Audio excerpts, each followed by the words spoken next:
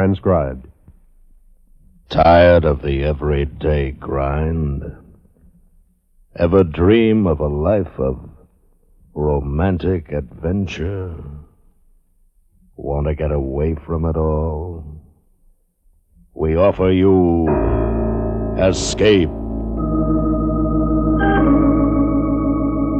Escape, brought to you tonight by Plymouth, with exciting news about a $25,000 contest and a brand new 54 high-style Plymouth coming Thursday.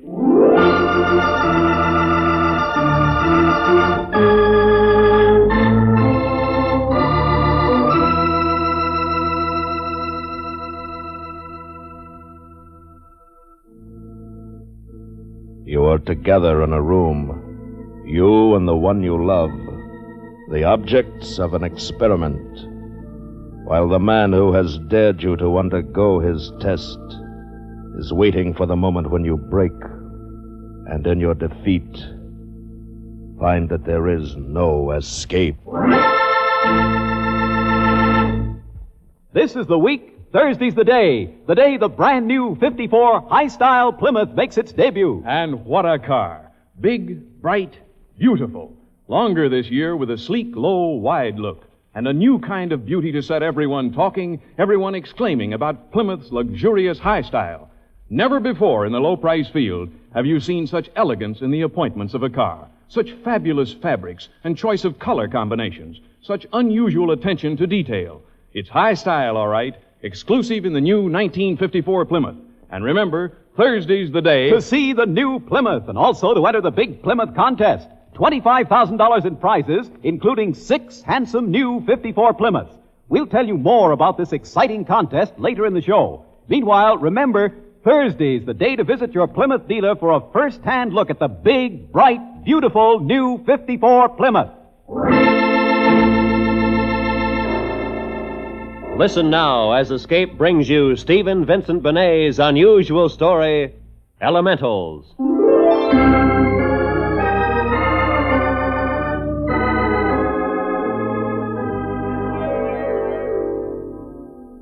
I sometimes think of it. Not often, because it's too frightening. But just sometimes. It's a thing that you'd never believe could have happened. But it did. When I look across the room at Kathy, I remember that time not too long ago. The night it started. That was the real beginning.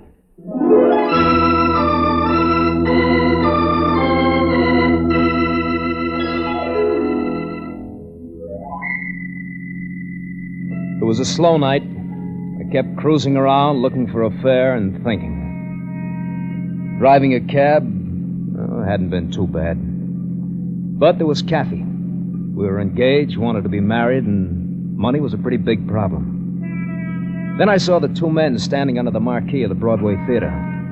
Now that was something more practical to think about. A fare.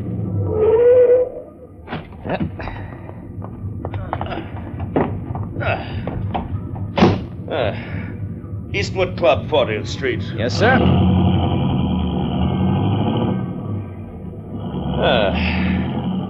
Well, Gaines, what did you think of the play? I found it very moving. Did you really? Sentimental drivel. May I quote for you? When it comes to the invisible power that rules life itself, we find that it is, as always, love. The love of a man for a woman. Well, what's so funny about that, It's Slate? not funny, it's pathetic. Love. It comes in a poor last in running the inhabitants of this planet, I can assure you. Well, what do you think comes in first? The elementals.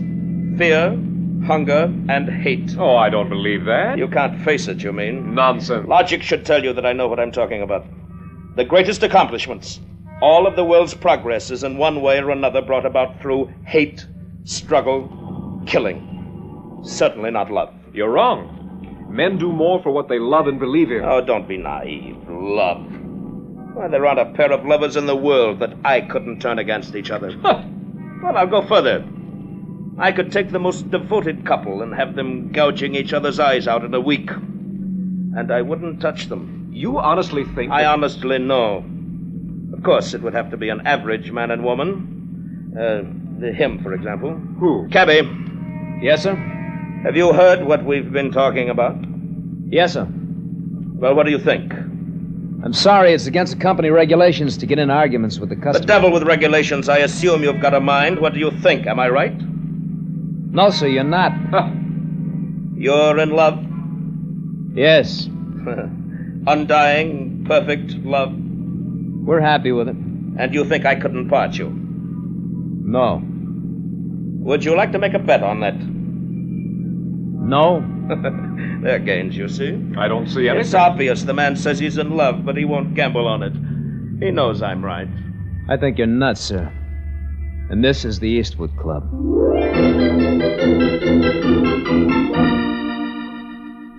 I'll say this for him. He gave me $1 tip. And I'll say something else for him.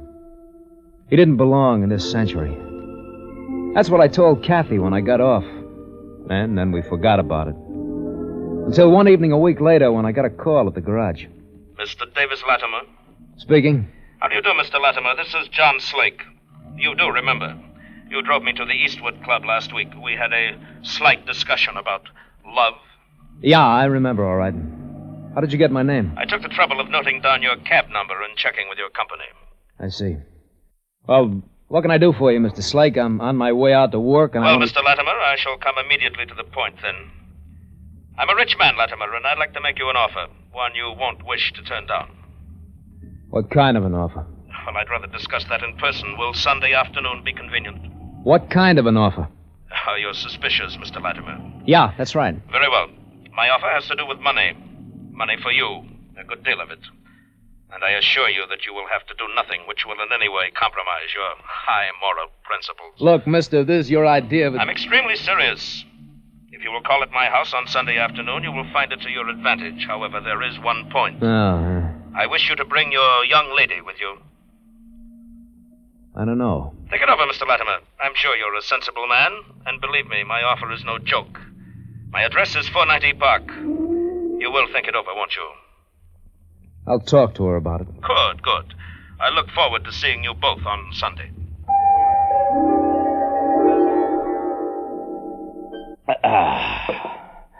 And now, Miss Vane, Mr. Latimer, to business.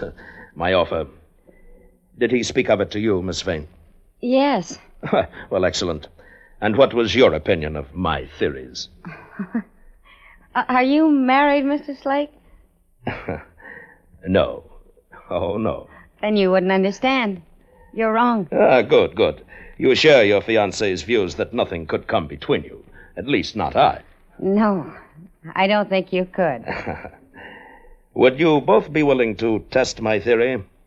Let us say, pit your love against one of my brute elementals. What kind of test? A test by hunger. Hunger, Mr. Latimer. That's your offer? Only part of it. The part that I feel might interest you is the remuneration. There will be a certified check of $10,000 waiting for you if your love proves stronger than my hunger. How do we prove that? You will be without food of any kind for 10 days. At the end of that time, a piece of bread will be thrown between you. If you're still in love with each other, you'll of course share the bread between you. If, however, you're in the grips of my elemental, hunger, you'll fight over the stale crust like two beasts. That's silly. We wouldn't. No two people in love would. That's what love is. Well, perhaps you're right, but I'd like to be convinced. Look, you serious about this? $10,000 for going hungry for 10 days? Well, why not? I'm being generous. I'm offering you $10,000 to back up your own statements. And I'll even cut the time down from 10 days to 7. No, I don't plan to starve Kathy or myself to prove anything to you. Oh, forget about me. You can use the $10,000. Otherwise, you wouldn't be driving a cab. You and Miss Vane could be married immediately instead of penny-pinching your way through years of endless drudgery to save up enough money. Yeah. Thanks for the drinks, Mr. Slake. We'll be going. No, wait a minute. He's right, David. What do you mean he's right? He is. We haven't got anything to lose. $10,000. And if that's all we have to do... I give you my word. Why not? We love each other, don't we? Well, sure we do, All but... right. Let's do it. Look, I'd have to quit my job. I'll make it up to you, Mr. Latimer. I'll double your salary. Triple it. Even if you lose our wager. Oh, Kathy, you... Yes. I'm not afraid. Okay. You're on, Mr. Slake.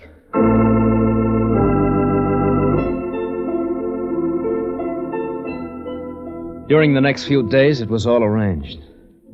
The experiment was to run from Monday through Sunday midnight. Kathy and I were put in a large room in the upper story of Slake's mansion. We were always visible through large glass doors. There was an iron cot and mattress at each end of the room, a table, some chairs, and that was about all. At 12:01 Monday morning to the minute, Slake came in to issue his last instructions as our 7 days of starvation began. I have provided you with sanitary facilities on all the running water you want. However, I'm afraid you must do without soap or toothpaste. Unfortunately, they are edible. My apologies, Miss Vane. Lipstick and rouge are also forbidden for the same reason. What about reading? Books, magazines? I'm afraid not. You would find the pages too tasty to resist as time passed. The same applies for pencil and paper. Any other questions? No, I guess not. Very well. You understand that no matter how you beg, plead, scream, or cry out, you will not be given food for the next 168 hours. Is that clear? Yeah, it's clear. Well, I wish you luck, then.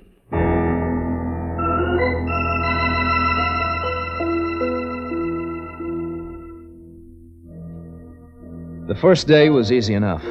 We talked about old friends, made plans for our future, played word games, anything to pass the time. We even made jokes about food.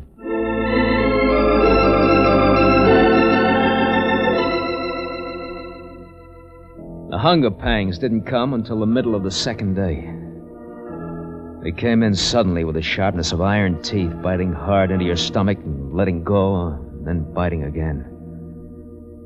Both of us felt it. Are you all right, Dave? Yeah, you? Oh, of course. You're not sorry we started this thing? No. No, of course not. $10,000, I can take it for a week if you can. A week? That's not long, is it? Besides, it's only 6 days now. As the day wore on, the hunger pains grew worse. The iron teeth jabbed into my stomach harder and harder. And in between, all I could think of was food. Winter breakfast in the country, hotcakes, golden puffy, a huge warm pile of them browned in yellow syrup. Roast beef, thick slices, real thick and rare. Then that evening, Slake, who was always there watching behind the glass doors, stopped in on us. He seemed to read my mind. Everything perfectly all right, I suppose, Mr. Latimer? Miss Vane? Yeah, everything is fine, Mr. Slake. Ah, charming. You are admirable guests indeed. You make so little demands on one's hospitality. You know, I wished for you at dinner this evening. I really wished for you. Did you, Mr. Slake? Yes. The bisque had a trifle too much whipped cream for my taste, but the fish... Well, the fish was perfection. Baked bluefish, you know. And the roast... Cut it out! Oh? Oh, forgive me. I didn't realize my elemental had already begun to touch you. Don't worry. You're not going to win. Well, perhaps not. But a similar test was attempted in the 16th century by a Prince Alessandro on a devoted couple in his court. The results were most interesting. Yeah, I'll bet. Yes, really. They tore at each other's flesh. Tangled themselves into such a horrible knot that Alessandro's men could hardly get them apart. That's how strong their love was, Mr. Latimer.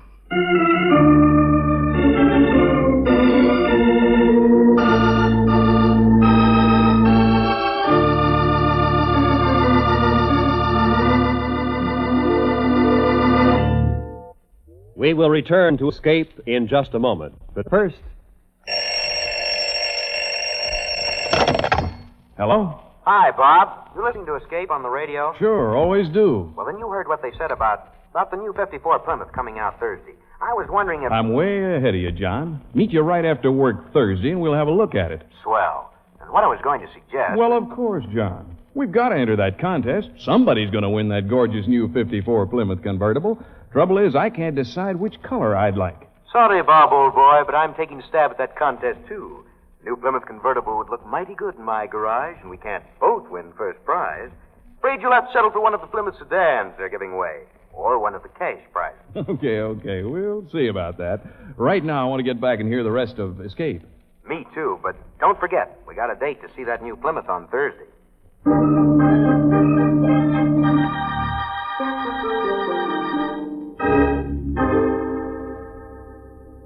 On the third day, the hunger pangs were no longer sharp jabs.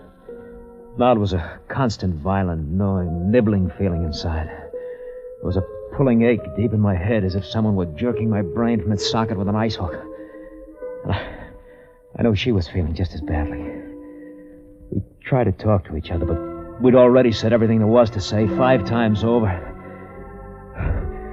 She tried to cheer me up, but her voice suddenly had a whine to it that was driving me out of my mind. Everything was driving me mad. I couldn't think straight anymore.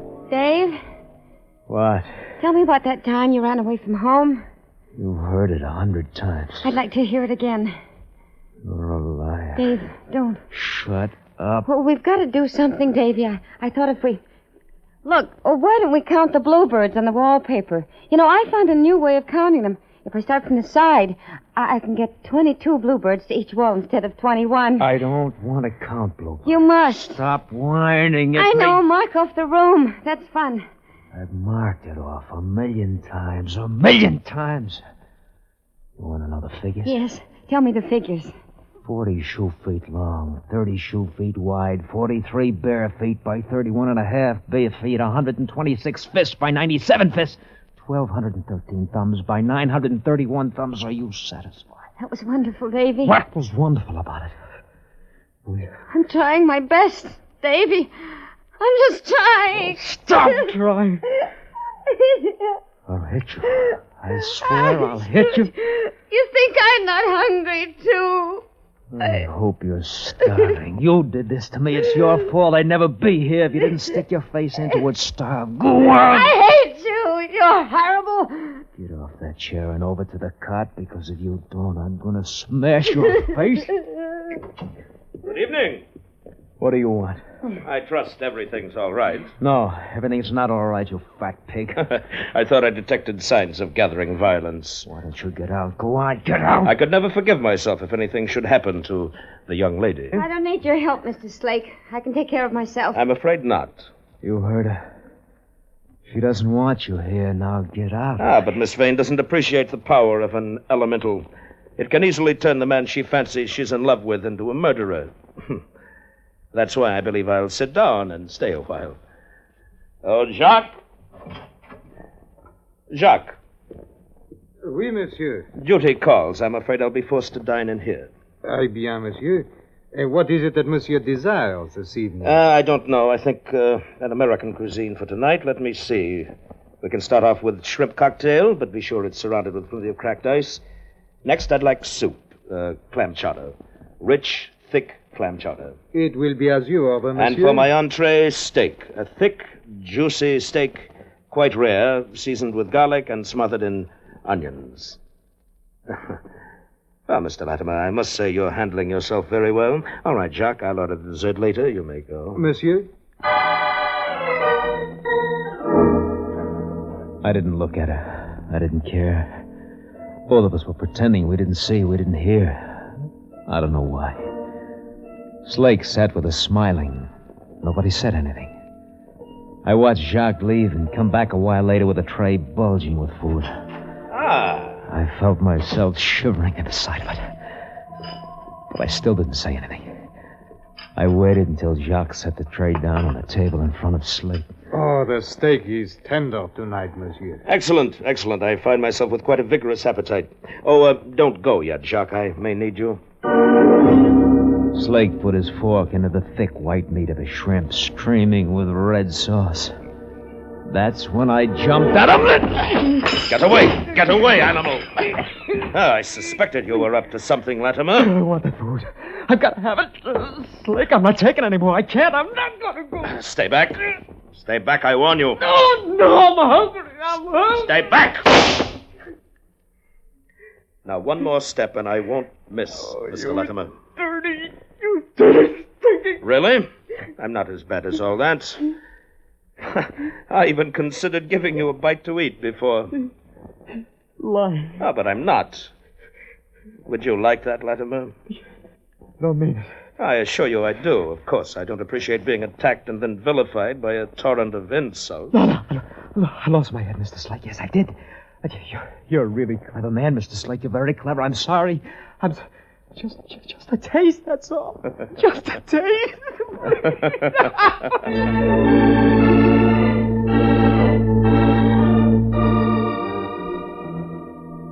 I don't remember how long I cried. When I stopped, my mind was all right again. For a minute, anyway. I saw Kathy lying in the other cot at the far end of the room. She was sobbing. It was a sad sound. I remembered what I'd done. I hobbled over to her cot. Kathy. Don't hurt me. Please don't hurt me. I don't want to hurt you, darling. You're not angry, Dave? I didn't know what I was saying before. I can't be angry with you, darling. I love you. Dave. I'm sorry. I'm hungry.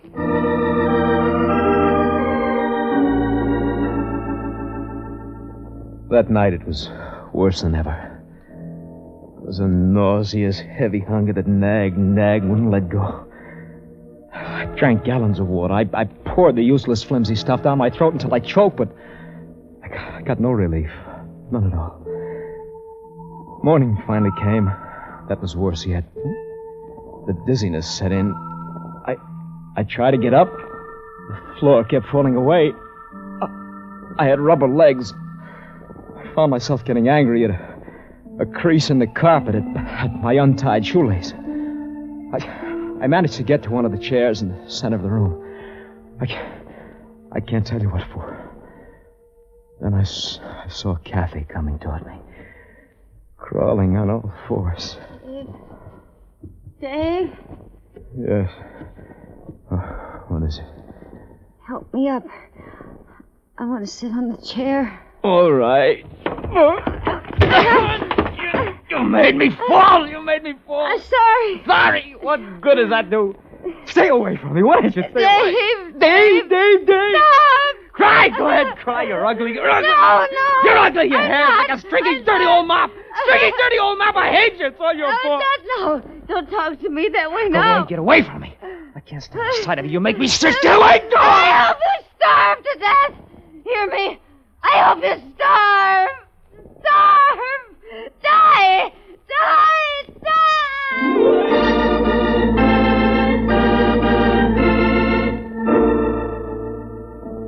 I lost all track of time.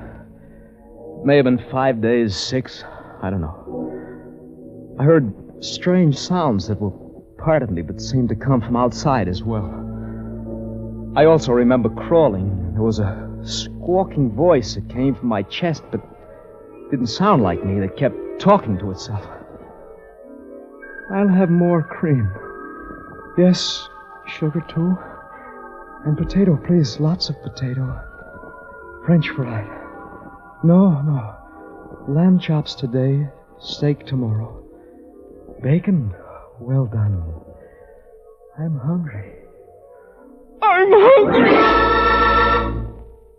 You ought to be horsewhipped for this, Slake. I don't want any sermons, Gaines. Now you're ready to witness the test. Yes. Let's get it over with, for heaven's sakes. All right. Now watch. All right, get up. There, between you. The food is there on the floor. Get up! I saw it. The bread on the floor. A tiny dot, far out in space.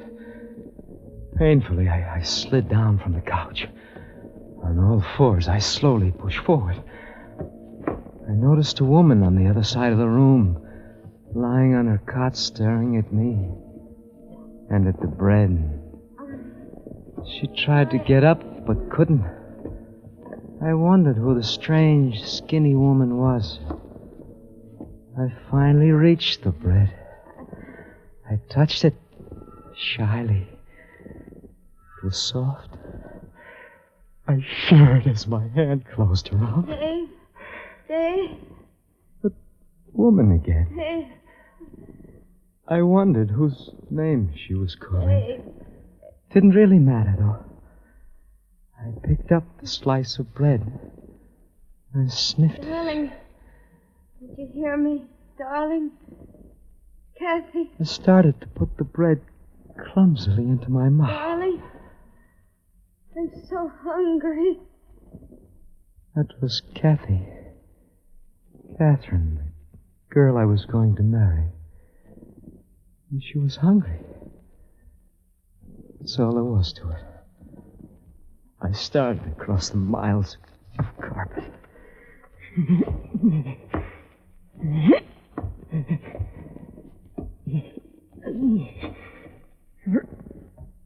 Bread. You waited. You first. You're hungrier. No. I love you. It's for you. I love you. Gaines, get them out of here. Give them the money and get them out of here. Hurry up! And get these babies out of my sight.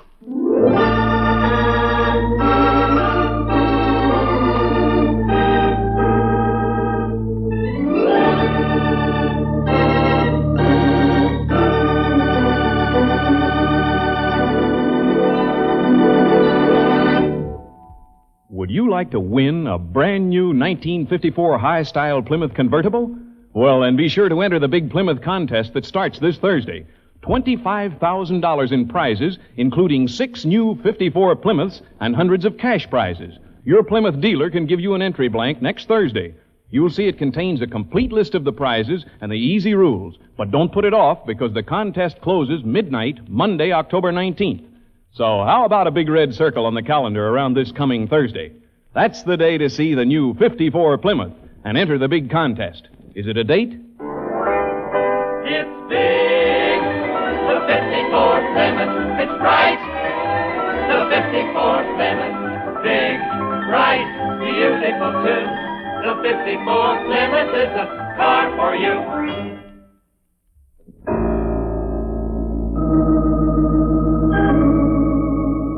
Under the direction of Anthony Ellis, Escape has brought you Elementals, a story by Stephen Vincent Benet, adapted for radio by Meyer Dolinsky, starring Tony Barrett as Dave Latimer, William Conrad as John Slake, and Georgia Ellis as Catherine Vane. Featured in the cast were Ben Wright and Byron Kane. The special music for Escape was composed and conducted by Rex Corey. This is Roy Rowan speaking.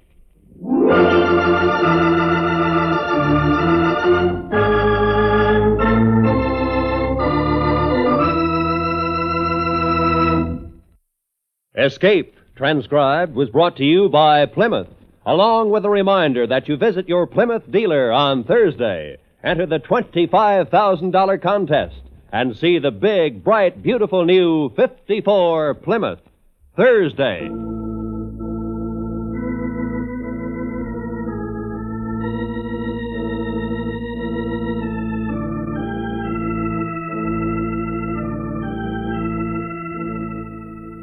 This is the CBS Radio Network.